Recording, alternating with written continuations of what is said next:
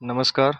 TAT secondary તેમજ TAT higher secondary મેન્સની તૈયારી કરતા એસ્પિરન્ટ્સ મિત્રો, સ્વાગત છે તમારું આપણી પોતાની યુટ્યુબ ચેનલ વિદ્યાસંકુલ ગુજરાતીની અંદર.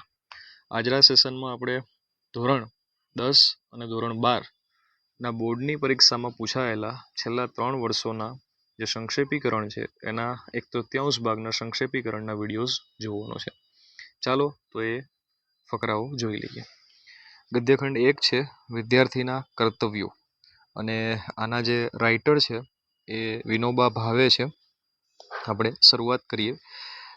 લેખક આ છે. મૂળ ગદ્યખંડ શું છે તો વિદ્યાર્થીનું પ્રથમ કર્તવ્ય પોતાના મગજને સ્વતંત્ર રાખવાનું છે. પરિપૂર્ણ સ્વતંત્રતાનો સૌથી વધુ અધિકાર વિદ્યાર્થીનો છે. શ્રદ્ધા વિના વિદ્યા સંભવિત નથી. જ્ઞાનનો આરંભ શ્રદ્ધાથી થાય છે, પરંતુ પરિસમાપ્તિ સ્વચિંતનથી થાય છે. વિદ્યાર્થીનું બીજું કર્તવ્ય જાત પર કાબૂ રાખવાનું છે. જો વિદ્યાર્થી સત્ય સંકલ્પ કરતો થઈ જાય તો વિશ્વની કોઈ પણ તાકાત તેને અટકાવી શકે નહીં. ત્રીજું કર્તવ્ય સેવાભાવનું છે. સેવા વિના જ્ઞાન નથી. મહાભારતના પક્ષ પર્વમાં વૃદ્ધોની સેવા કરવાથી જ્ઞાન પ્રાપ્ત થાય છે તે પ્રકારની કથા છે. ચોથું કર્તવ્ય સાવધાન રહેવાનું છે. તે દુનિયાની તમામ બાબતોનું તટસ્થ બુદ્ધિથી અવલોકન કરવું જોઈએ.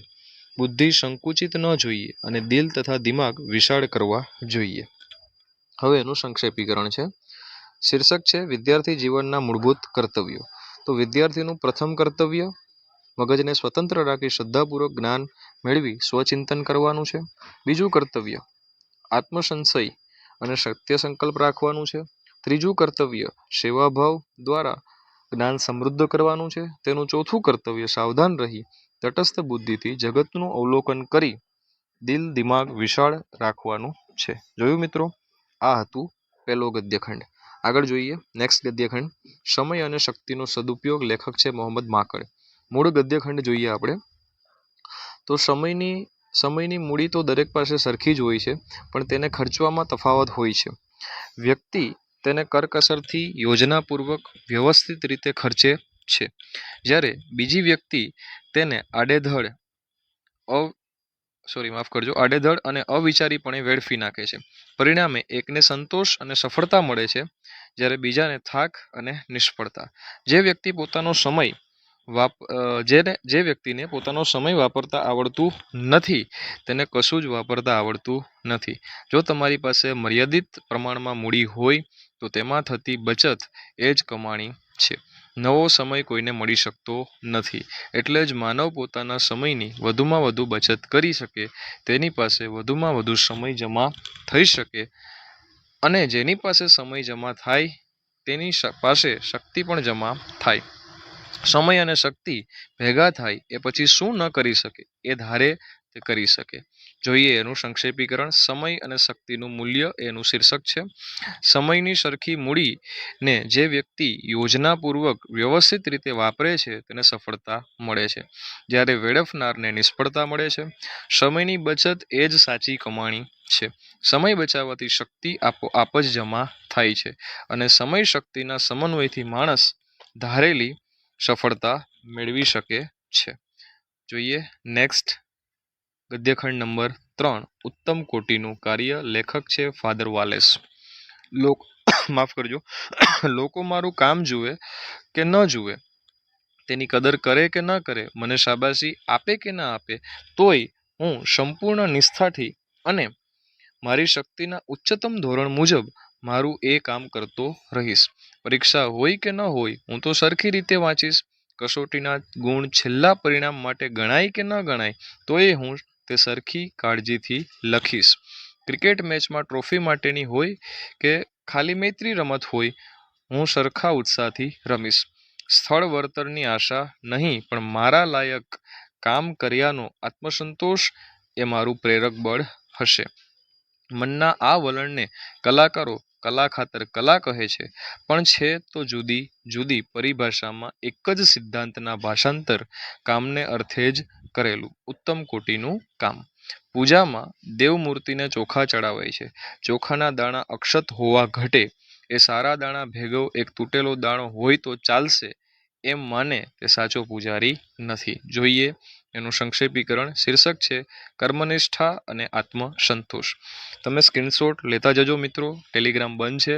નેક્સ્ટ 22 જૂન પછી ચાલુ થશે એટલે બધા જ વિડીયોની PDF આપણે અપલોડ કરી દઈશું રાજભાષાના સામયિકો સાથે. ચિંતા ન કરતા, હા, જોડાયેલા રહેજો. બાહ્ય પ્રશંસા, પરિણામ કે વળતરની આશા રાખ્યા વિના પ્રત્યેક કાર્ય સંપૂર્ણ નિષ્ઠા, કાળજી અને ઉત્સાહથી કરવું એ જ સાચો આત્મસંતોષ છે. કલાકારો આને કલા ખાતર કલા અને ઉત્તમ કોટીનું કાર્ય કહે છે. સાચી પૂજા કે કાર્યમાં ક્ષતિપૂર્ણ બાબતોને ક્યારેય સ્થાન હોવું જોઈએ ન હોવું જોઈએ.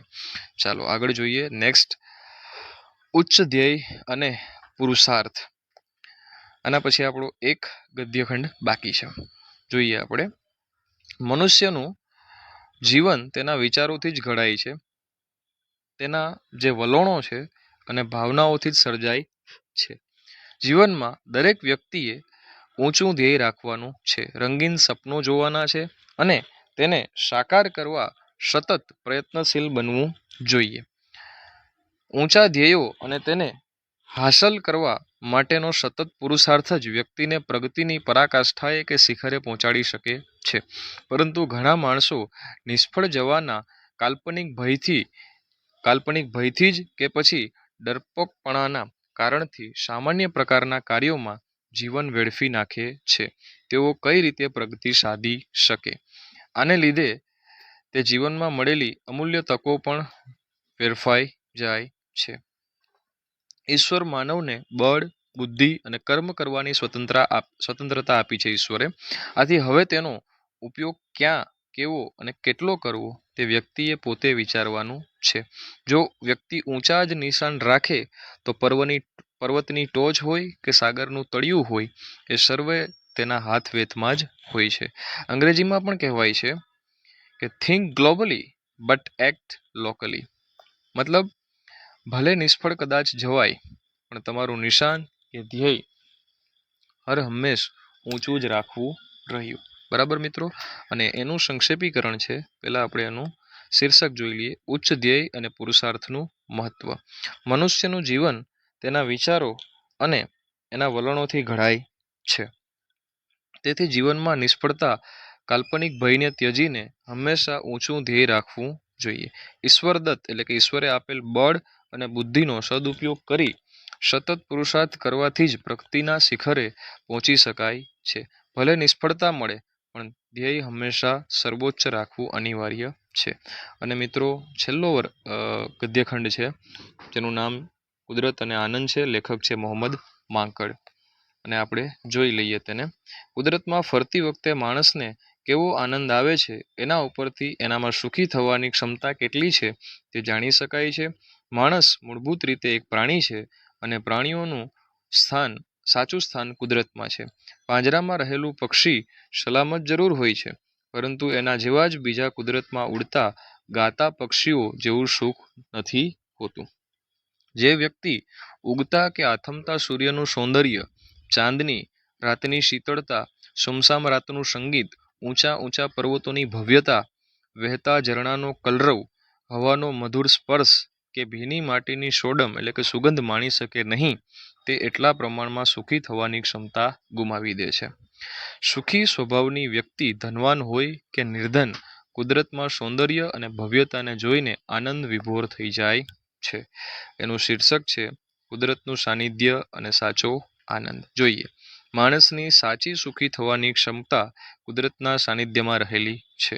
કારણ કે માનવનું મૂળ સ્થાન પ્રકૃતિ છે. પાંજરાના પક્ષીની જેમ માત્ર સલામતી પ્રકૃતિના મુક્ત આનંદની બરાબરી ન કરી શકે. જે વ્યક્તિ પ્રકૃતિના તત્વો અને સૌંદર્યને માણી શકતી નથી તે સુખ ગુમાવે છે. જ્યારે સુખી સ્વભાવનો માણસ અમીર હોય કે ગરીબ હોય, કુદરતને જોઈને હંમેશા આનંદિત થાય છે. તો મિત્રો, અહીંયા તમારું આ સેશન પૂર્ણ કરીએ છીએ. મળીએ આપણા નેક્સ્ટ સેશનની અંદર. અને મને કોમેન્ટ સેક્શનની અંદર જરૂરથી જણાવજો કે સંક્ષેપીકરણ માટે આપણું જે પાછલા 3 વર્ષનો વિડીયોઝ લેવાનો જે આઈડિયા છે એ તમને કેવો લાગ્યો. બરાબર? અને આ સંક્ષેપીકરણ તમને પરીક્ષામાં ઉપયોગી થશે કે કેમ તેના વિશે પણ તમે જણાવી શકો છો. મળીએ આપણા નેક્સ્ટ લેક્ચરના સેશનમાં.